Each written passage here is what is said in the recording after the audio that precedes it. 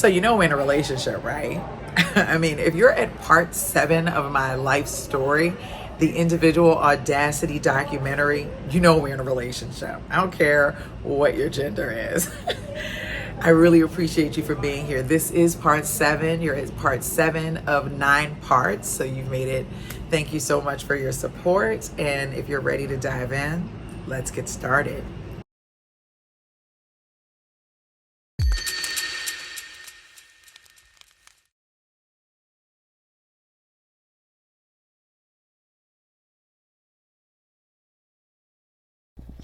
Today, I don't blame my mom for her ignorance in parenting. I've had major ignorance around my parenting style over the years. Hell, I was 12 years old when I gave birth to Lionel. I definitely didn't know what I was doing.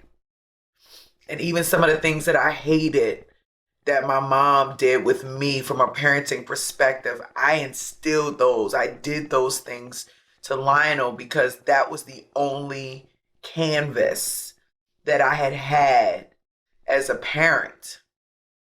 It wasn't until one day that I decided consciously that I wanted to remove the canvas that had been shown to me and to create my own canvas, to start fresh from anew, and that I was going to define what the right parenting style was for my children. That took a lot of strength, especially since I was about 17 and not really sure what it even, meant to be a parent other than protection and providing, right? Because I think as a parent, for me, as a core, my ideals around parenting just comes in 3 phases: protection, providing, and unconditional love. And I've always felt like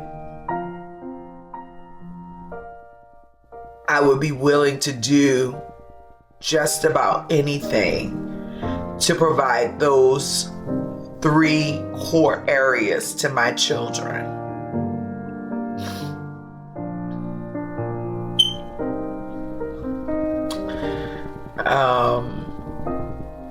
So in the beginning, when I started raising Lionel and Eric, I had no clue as to what I was doing. And I knew that I didn't want to do what my mom had did because I felt so passionate about her parenting style being the worst. In my words, they were the worst for me. She's an amazing mother to my little brother, and she's an amazing grandmother. But as a mom to me, being the first child, my expectation of a parent, she was not. Growing up, being a parent of my own now, and understanding the dynamics around parenting, I understand that my mom did the best that she could. She worked with what she knew, and she tried her best to figure it out. And when you are limited by resources, you use what you have. So today, I don't blame my mom. I actually praise her for the work that she did. I think that she's a hero because we had very few resources, and with all of her might, everything in her, she tried to figure it out. And it takes a lot to try to figure something out with limited resources.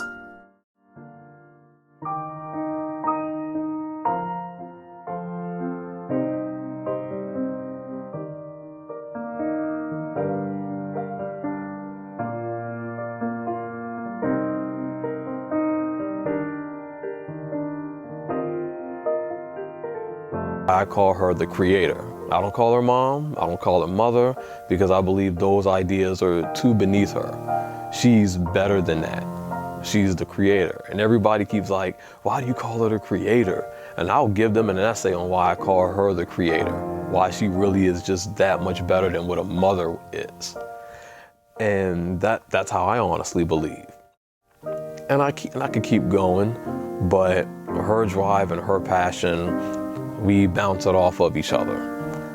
And it literally stems from childhood. And as it works its way up to teenage years and it works its way up to adulthood, she didn't know how to make an excuse.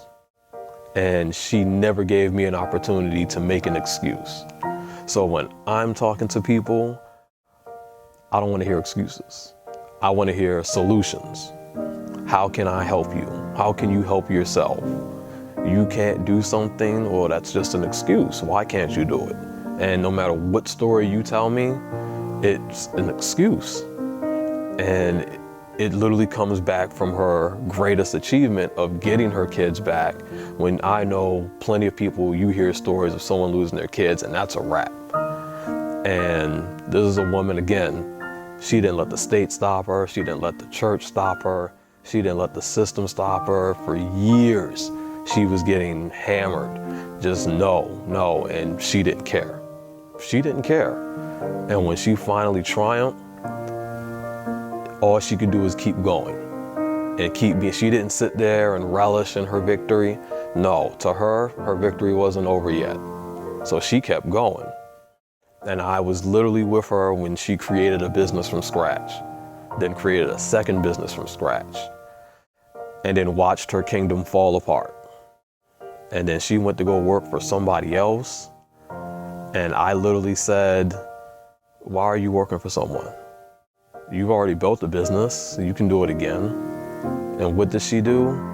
She literally quit her job to start her own business again.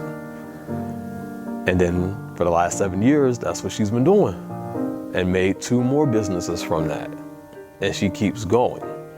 She didn't make an excuse as to why she's working for someone. She said, you're right. Picked herself up and kept going. And you can't make excuses in life. There's always a way. This is a woman who, no matter what, she finds a way. When she was diagnosed with cancer, and she told me and my brother, she was literally preparing us for her death that year. She felt like it was just that bad. We need to be ready in case she's gone.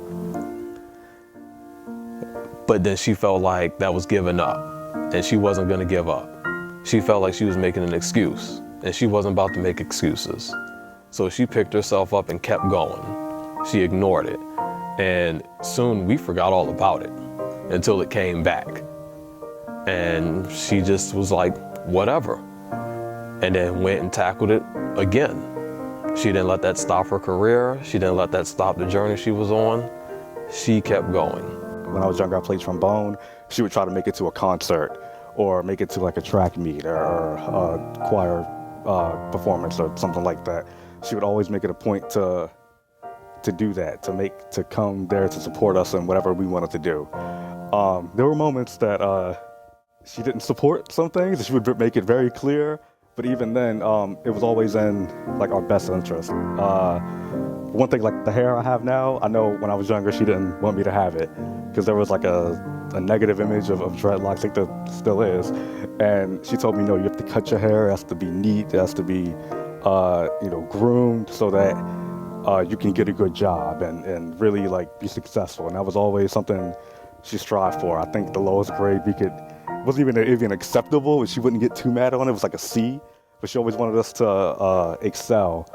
And I guess the main thing, discipline probably is the main theme here, because I remember the most whenever I would get in trouble at home. It was always mainly about school. I was a horrible student. And she would say, okay, well, since you failed this class, you're going to do this amount of homework. So I know there was a time when I was punished for like 2 months, and I would have to like read my brother's books. He was in 12th grade. I was maybe like in like 6th or 7th, and I would have to go and read his books and study his books. So, of course, later on, like, all those classes were really easy to me. And even, like, she'd make us do book reports, she'd make us write essays to our teachers. Teachers never even got them. She would just make us do it. Write 5 pages of like, saying we're sorry and why we did it. And she made rules for all the essays, and it was kind of crazy. Like, but I mean, it's good because it keeps me leveled, and yet at the same time, it makes me want to do more. There was one time I went through this bad breakup situation when I made a very messed up, terrible decisions that I regret to this day. And those decisions really my mom looked at me very differently. And that was the most hurtful thing I've ever felt in my life, the way how she looked at me disappointed and how she felt like I could have done better, and how she looked at herself and said I could have done better and blamed herself for my mistakes. And for that was the most hurtful time of my whole life. And I was grounded for like a long time, got pulled out of school, the whole 9. And the one thing my mom did was give me books. And she gave me books to teach me what I did wrong. She went over what I did wrong, told me what I should have done. She gave me books on what I should have done, what I should do next time. And she taught me the same way when I was a little kid, which taught me to think better. And one time she brought me to one of her trips. It was Tony Robbins. And I was like, okay, I'm gonna go with you. I feel like it's gonna be a good opportunity. I go there, and when I went there, I feel like she really saw me as a human being. She saw me as a person who also had problems, insecurities, issues, because I felt like in her eyes before, she thought I was just the perfect girl who got everything she wanted, spoiled and all the things that she wanted. How could she be unhappy? And when she saw my true colors at that convention, or what I call a adult rave party, she was really surprised, and I really feel like she saw me more as a human being than as just a little girl or a daughter. And when she really realized that I was more of a human being, she kind of said, okay, I understand now. And after that, our relationship got a little bit more open. So I'm very stubborn. I don't know if people know that, but I am. And before, I would shut down or just shut everyone out. But when I'm with her, even to this day, if I'm upset and she asks, I always tell her how I feel.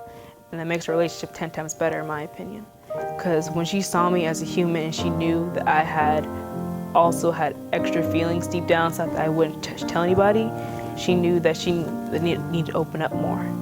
And when she did, that really helped me. And so I won't have to be in the dark time again.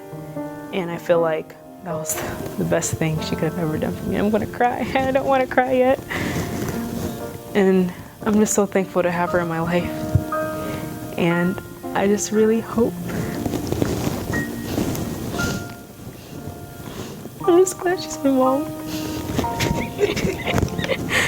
I wanna laugh, but I'm really happy. Let it go. That's okay. I'm just really glad she still wants me in her life.